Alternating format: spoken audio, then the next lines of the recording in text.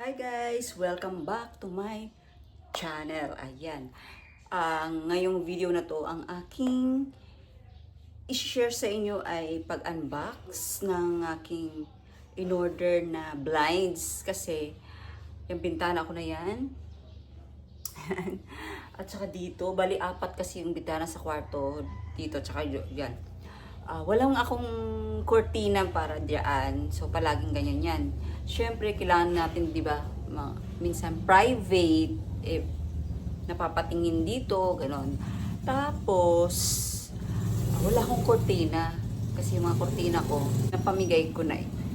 So, hindi ko naisip yun. Lang, maingay talaga kapag araw dito. Buksan ko na yung aking blinds na in-order sa Shopee. So, I hope makita nyo, no?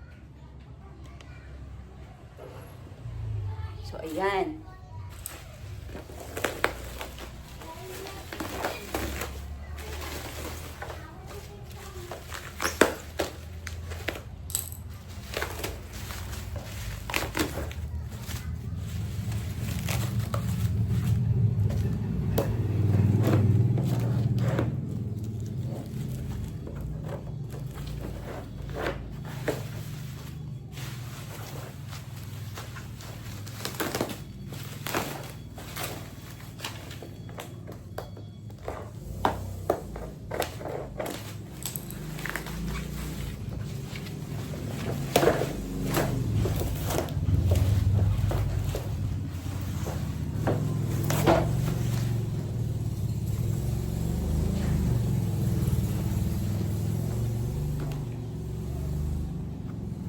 Ano ba to?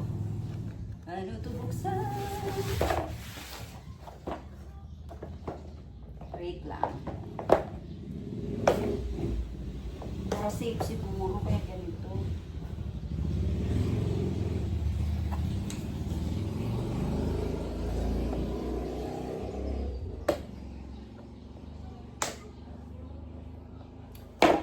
Wait lang guys. Guys, this is it.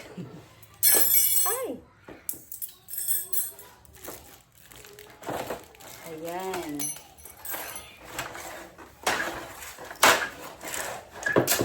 Age. So, kailangan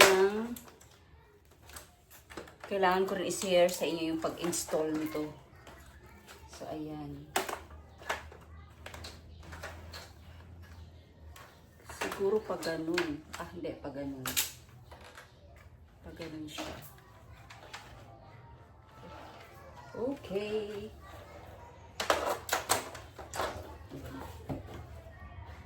Ayun lang. Oh, maganda yata kasi naka-box, naka-sealed.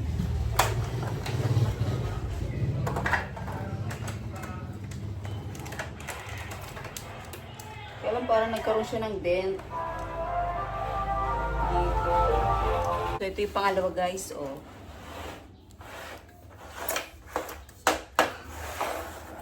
Kasi by one take one siya. Pero actually, tingin ko hindi naman talaga. Ayan. Ito rin yung pangkabit niya.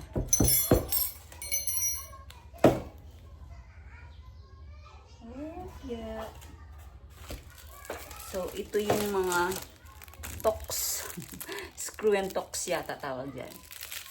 So, abangan nyo na lang guys pag install ko. Hi guys, ito na.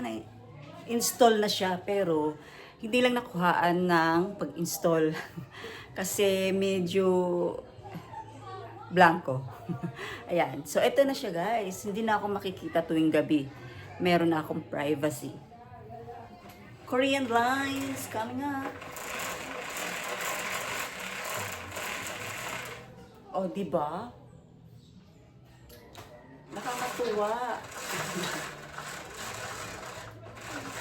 Wala kasi akong cortina. So, ito yung pinaka-cortina ko.